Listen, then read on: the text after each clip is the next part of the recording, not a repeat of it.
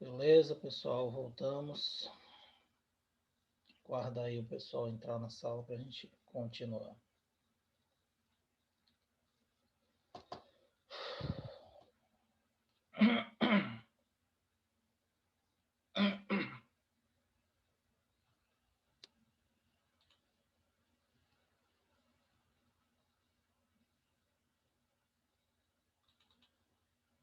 Só um minutinho.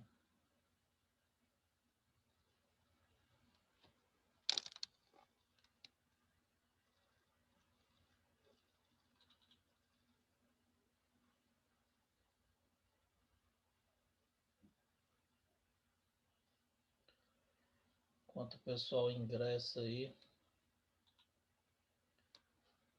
eu vou pegar a lista aqui para fazer a chamada, mas a gente vai fazer a chamada daqui a pouco. Deixa o pessoal ingressar aí, só um minutinho.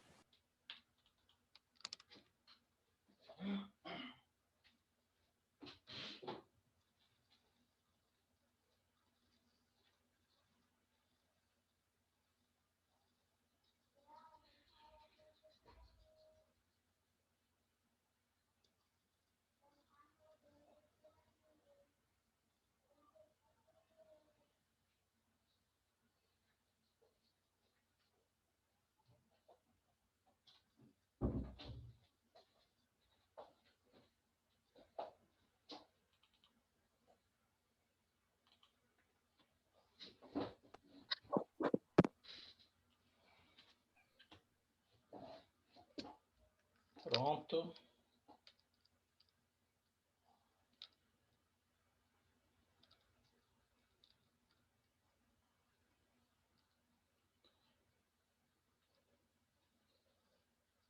Vamos lá, então.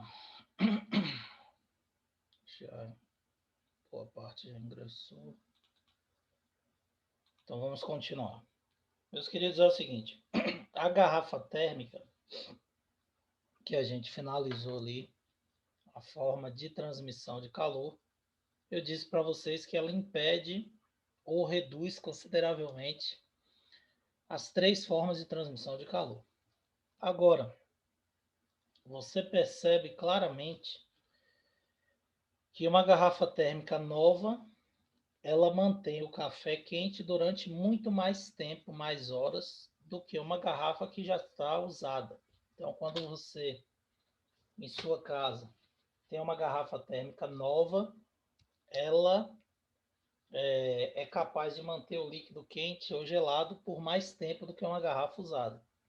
Isso acontece porque, veja bem, a tampa da garrafa térmica, ela é de rosca e tem uma borracha de vedação. Essa borracha, com o passar do tempo, resseca e com o uso, você abrindo e fechando, ela também vai ceder. Então essa borrachinha, que é responsável pela vedação, com o tempo, com o uso, ela já não é mais tão eficiente.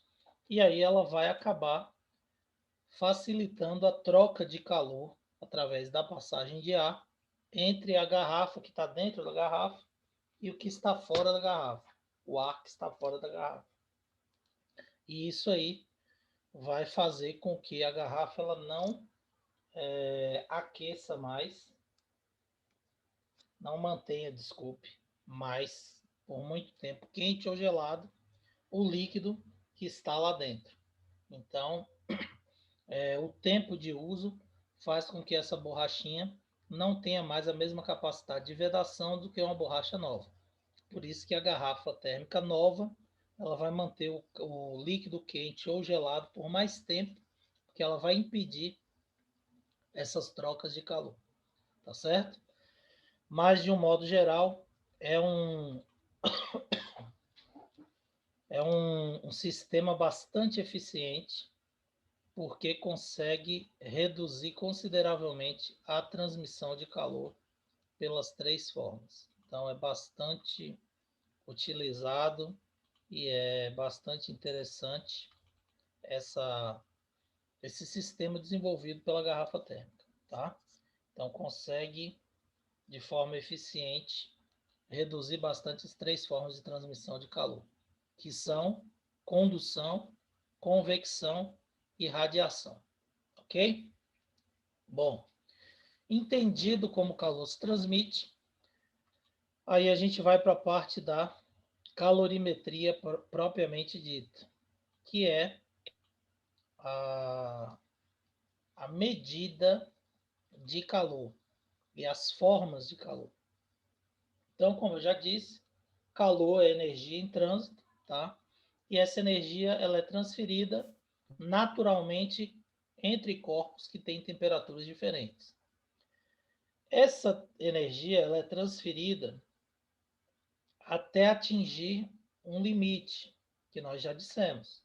Então, a agitação térmica ela passa de um corpo para outro, mas ela para. E ela cessa quando? Ela cessa no momento que os corpos atingem o mesmo nível de agitação molecular, ou seja, a mesma temperatura, que foi o que nós falamos lá no termômetro, que é o nosso equilíbrio térmico.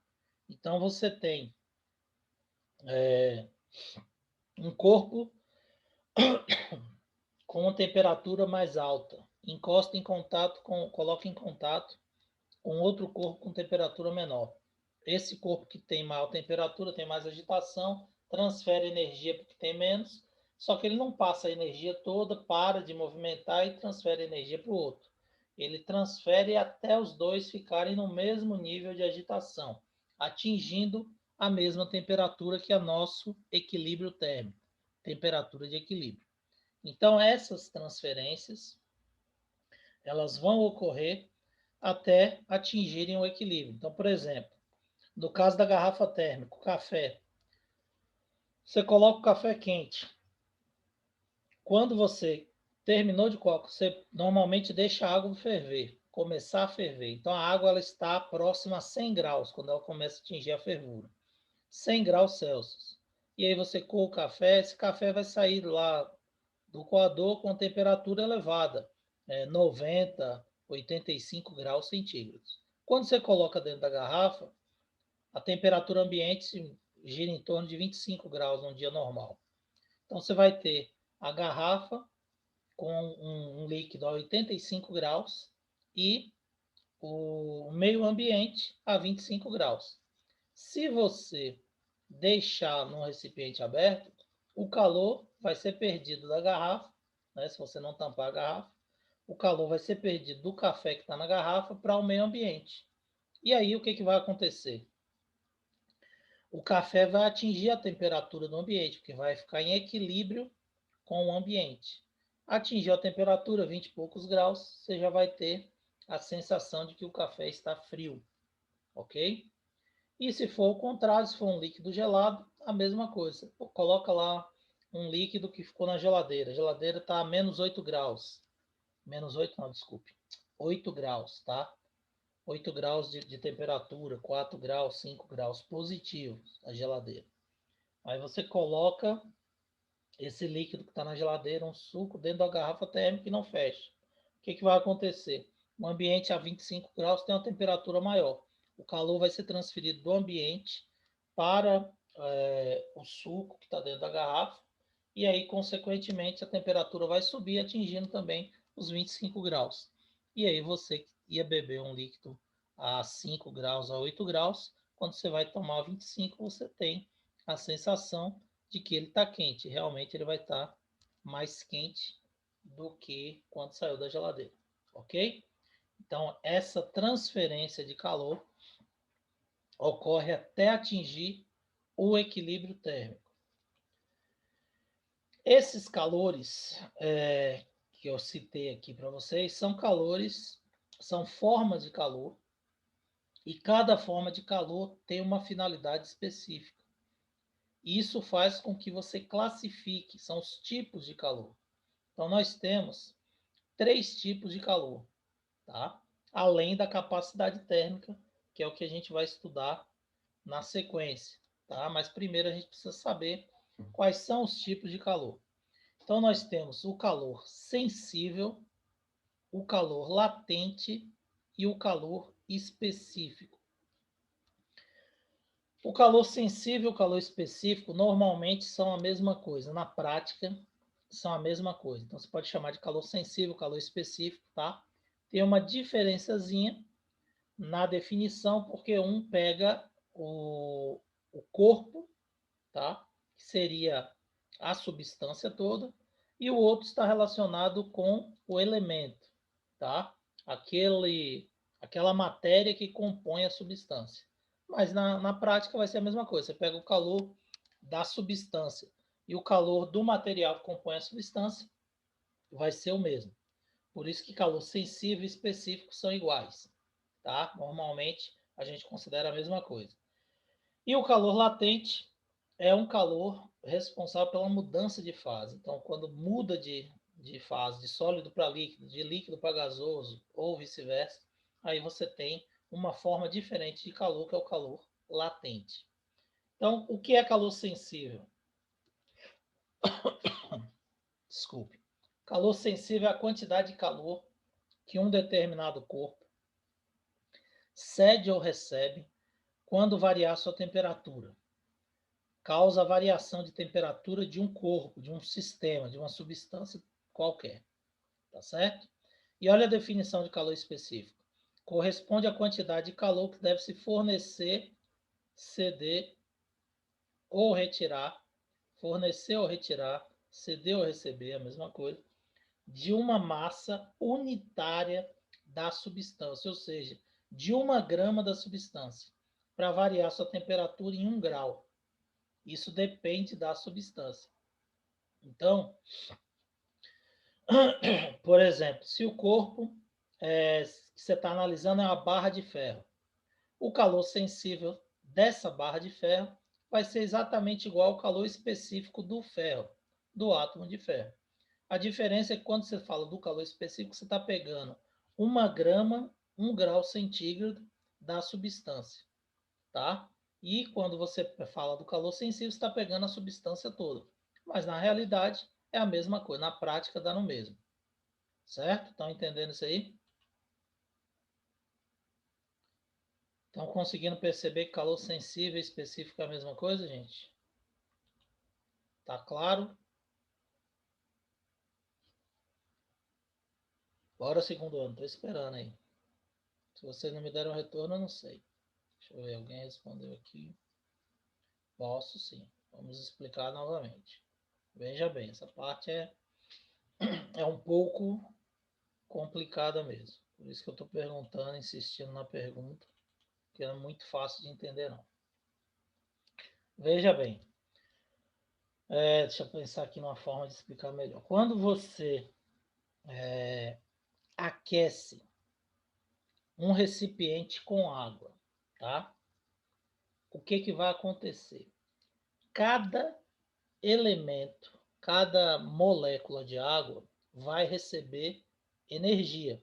Ela vai receber o quê? Calor. Imagine que você tirou a água da torneira. Quando você tira a água da torneira, essa água está à temperatura ambiente.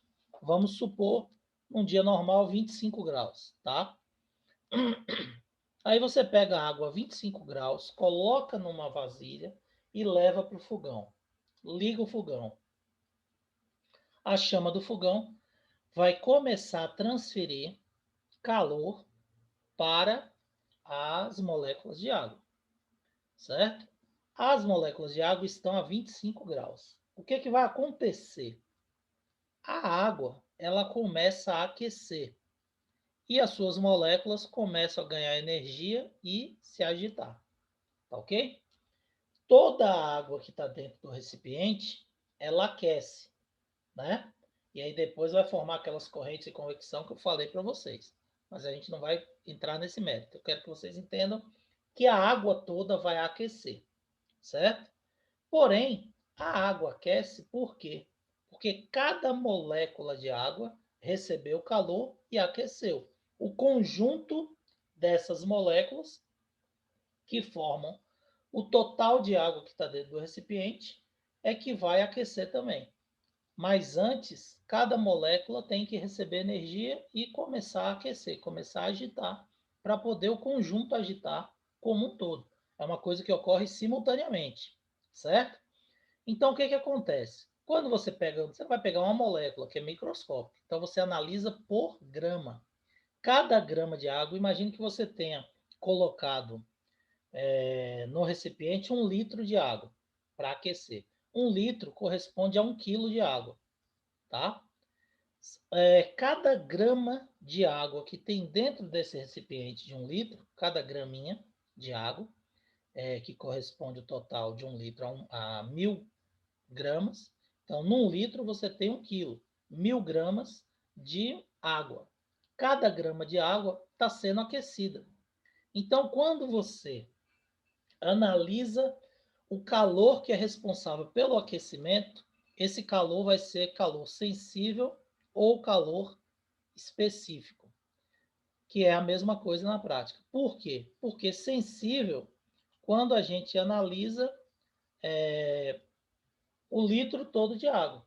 Então você pega assim, a quantidade de água toda, 1 litro que você botou para aquecer, e mede o calor, você está determinando o calor sensível daquele litro de água, daquela amostra. Mas quando você pega 1 grama de água só e analisa a quantidade de calor, esse calor é calor específico do elemento água, certo? Então, o calor específico da água vai ser o mesmo calor sensível. A diferença é que o calor sensível, você pega a amostra, o corpo todo, tá? Então, você pega o litro de água que eu estou dando como exemplo, e o calor específico, você pega 1 grama daquela água que está sendo aquecida. Mas, no final das contas, vai ser a mesma coisa, porque é a mesma amostra. A única a única coisa que está sendo diferente é a análise. Você está analisando o recipiente todo, o litro de água, e aqui no calor específico você está analisando 1 grama de água. Mas é água e água, consequentemente, vai ter a mesma quantidade de calor sendo recebida. A diferença é o total. Né? Quando você pega 1 grama, você vai pegar proporcional a milésima parte de 1 litro, que seria 1 quilo, 1.000 gramas. Conseguiu entender ou será que eu compliquei mais ainda? Veja aí quem estava com dúvida. Se não conseguiu, não tem problema, a gente repete de novo, tá? Eu tento dar outro exemplo para vocês entenderem. Ok? Então, ótimo. Qualquer coisa, pode abrir o microfone e perguntar sem problema nenhum, tá? Bom, então calor sensível e calor específico correspondem à quantidade de calor que a gente fornece a uma substância, tá? Para variar a temperatura da substância. Se for o conjunto, calor sensível. Se for a substância, calor específico. Não se preocupe com essa diferença, tá? Quando ele pedir na questão calor específico ou calor sensível, vai ser a mesma coisa, tanto que só existe uma fórmula para calcular. Não tem fórmula para calcular calor sensível e calor específico. Desculpe. É igual, por isso só uma fórmula serve para você calcular o calor específico e o calor sensível. Porque na fórmula tem a massa, quando você pega por grama, você vai colocar 1 grama, quando você pega 1 quilo, você vai colocar 1 quilo, e a quantidade de calor vai ser a mesma. Tá ok? Então depende da massa e depende da substância. Então, calor sensível e calor específico é a quantidade de calor que um corpo deve receber por unidade de massa para variar sua temperatura. Se você analisar 1 grama e 1 grau a variação, você tem o calor específico. Se você avaliar a massa toda da amostra e a temperatura toda que variou da amostra, você tem o calor sensível. Mas é a mesma coisa. Quando eu botar, deixa eu ver aqui, só para mostrar para vocês, para poder aparecer aí para todo mundo, ou não? Acho que pausei, não foi? Espera aí. Eu abri outra página. Agora apareceu para todo mundo aí um gráfico. Apareceu. Beleza. Sim, professor. Só para mostrar para vocês aqui, ó. Aqui. Calor sensível, tá vendo? Quantidade de calor sensível depende da quantidade de calor que foi fornecida, massa vezes a variação de temperatura. Calor específico. Calor específico, esse Czinho é a mesma coisa. Quantidade de calor, massa vezes calor específico vezes variação de temperatura. Vou inverter a mesma fórmula, não se preocupe com a fórmula agora. Ó. Vou inverter a mesma fórmula e vou calcular o calor sensível e o calor específico.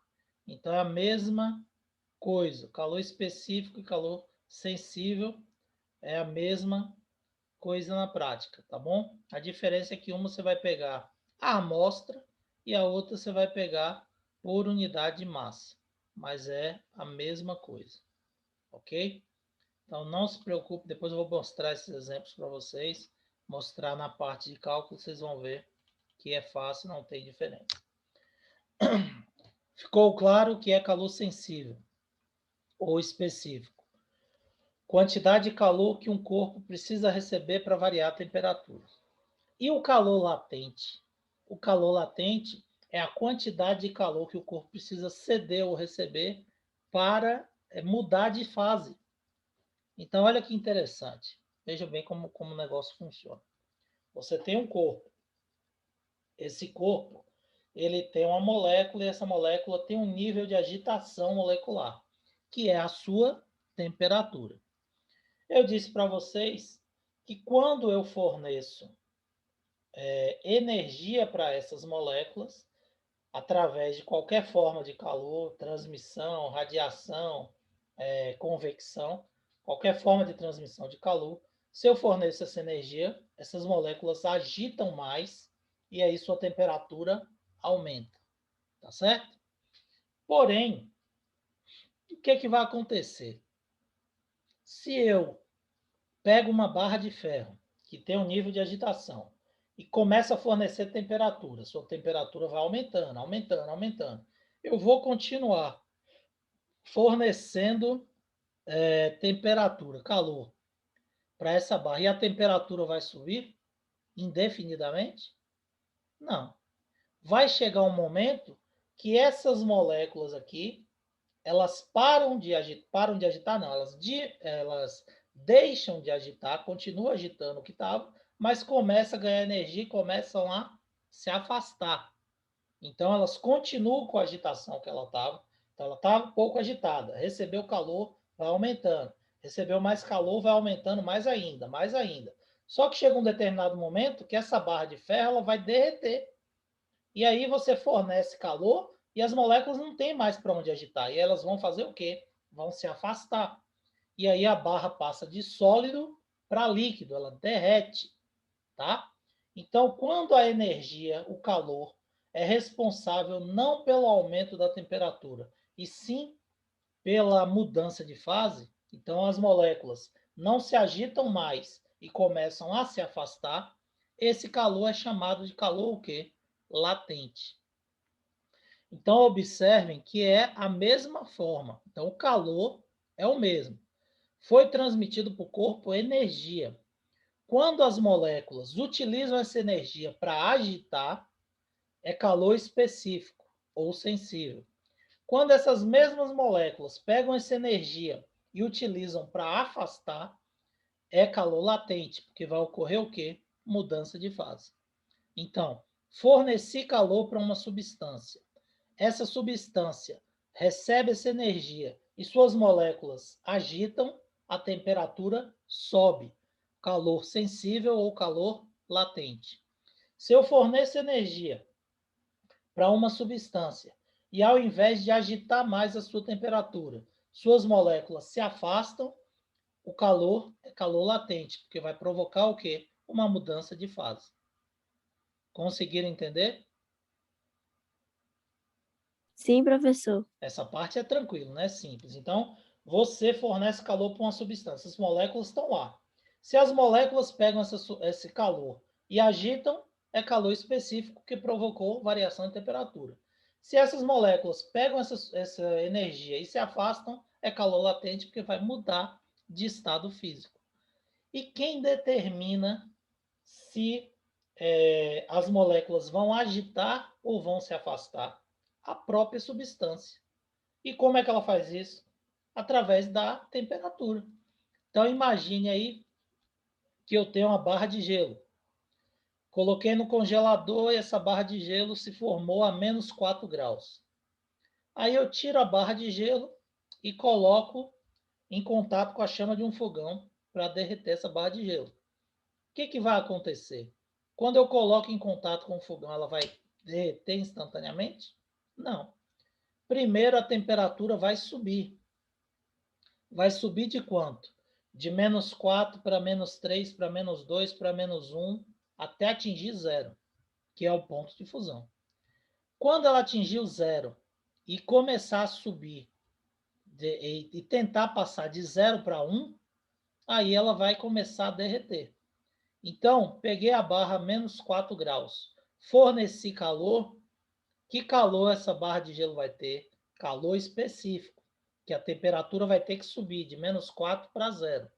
Só quando chegar a 0 é que ela vai pegar essa energia da chama do fogão e vai usar para afastar suas moléculas. E aí, essa barra de gelo começa a derreter. E aí nós temos o calor latente. Depois que a última grama de gelo derreter, aí sim nós vamos ter novamente a agitação das moléculas. Só que aí vai ser da água, que o gelo já vai ter derretido. E aí as moléculas de água vão agitar e a temperatura da água agora vai subir de 0 para 1 grau, de 1 para 2, 2 para 3, assim sucessivamente, até a gente atingir lá o ponto de ebulição. Então, cada substância tem um ponto de fusão e um ponto de ebulição. E é justamente esse ponto, quando é atingido ou não, que vai determinar se o calor vai ser utilizado para agitar as moléculas ou se ele vai ser utilizado para afastar as moléculas. No exemplo da barra de chumbo que eu dei aqui, se eu aqueço a barra de chumbo de 0 até 100 graus, ela não vai derreter, porque o ponto de fusão do chumbo é de 327 graus Celsius. Então, aqueci a barra de chumbo de 25 até 325 graus, ela não vai derreter. Quando ela atingir 327, se eu continuar aquecendo, ela vai derreter. Então, forneci calor para uma barra de chumbo. Essa barra está a 25 graus. Forneci calor até 300 graus. Que calor é esse?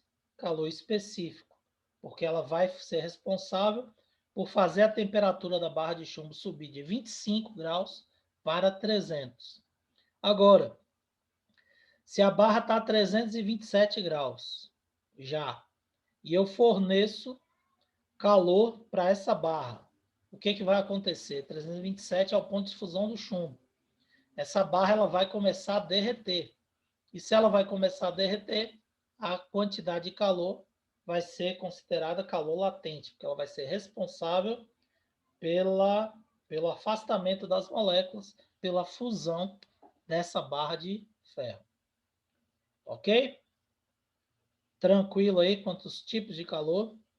Ficou claro que é calor específico, calor sensível e calor latente, gente? Sim. Nenhuma dúvida, né? Beleza. Então vamos para frente. Bom, na aula de hoje, eu programei para falar para vocês de capacidade térmica.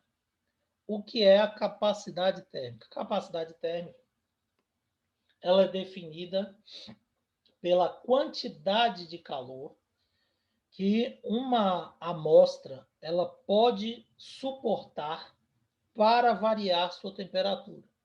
Então, uma única substância ela pode ter capacidades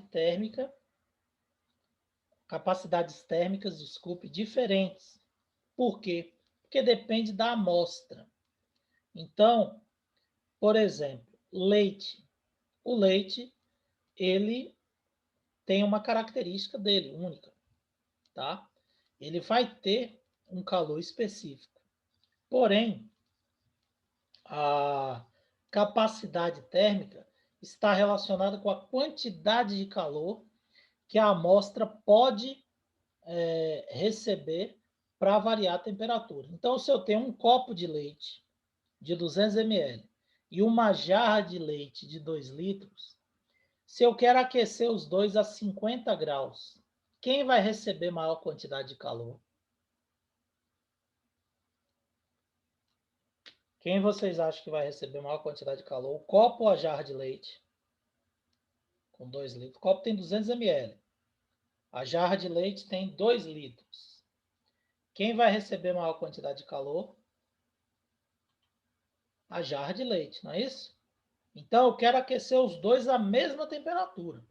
Eu pego o leite a 25 graus, quero colocar o leite a 50 graus. Se eu aqueço um copo de leite, para aquecer um copo de leite até 50 graus, eu tenho que fornecer uma quantidade de calor. Se eu tenho uma jarra de leite com 2 litros e quero aquecer aos mesmos 50 graus, eu vou ter que fornecer muito mais calor para a jarra de leite. Por quê? Nos 2 litros eu tenho muito mais moléculas de leite do que eu tenho em um copo de 200 ml. Concordam? Isso quer dizer o quê? Que a capacidade térmica da jarra de leite ela é maior que a capacidade térmica do copo de leite. Ou seja, a quantidade de calor que eu posso fornecer até atingir 50 graus na jarra de leite é muito maior do que a quantidade de calor que eu vou fornecer para o copo de leite atingir os mesmos 50 graus. Então, capacidade térmica é isso. É a quantidade de calor que a amostra recebe para variar a temperatura. Quanto mais calor ela conseguir receber para atingir aquela temperatura, maior vai ser a capacidade térmica da substância, certo?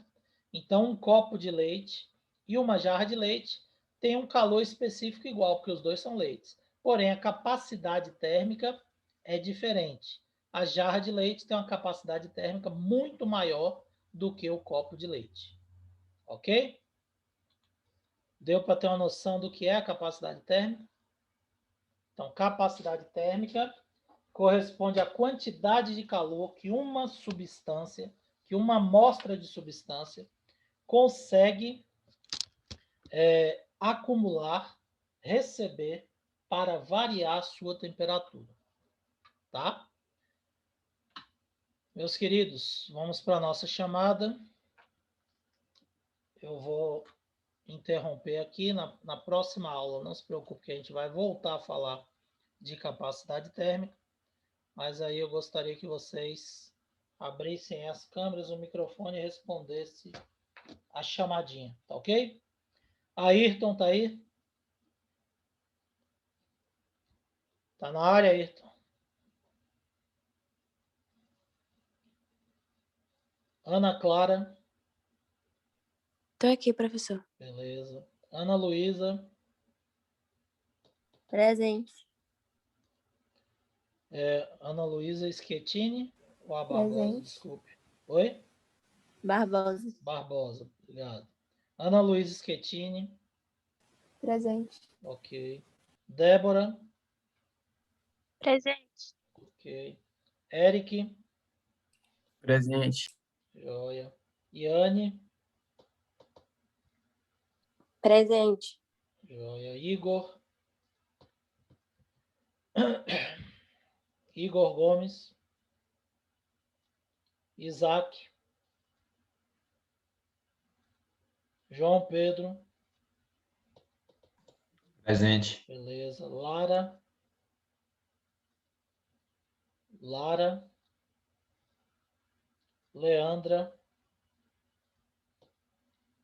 Leandra tá aí?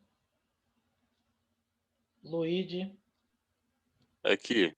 beleza. Luiz Gabriel, Bom dia, professor. bom dia. Ok, Ayrton, já registrei aqui. Luziane, Presente. Luziane, beleza. Maria Luísa,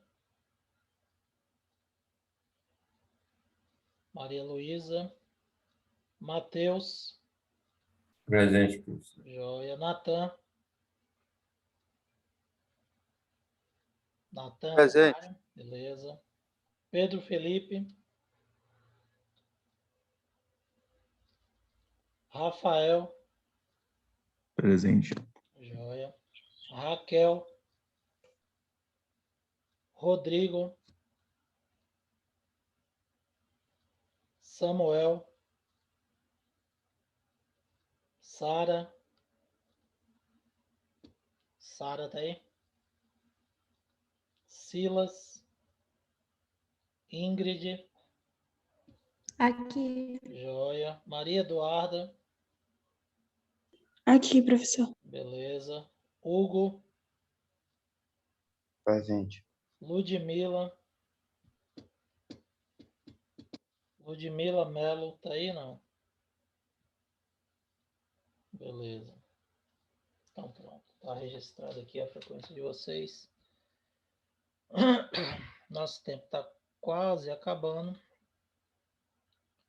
E aí o que eu queria que vocês entendessem era isso, que a capacidade térmica está relacionada com a quantidade de calor que uma substância recebe, tá?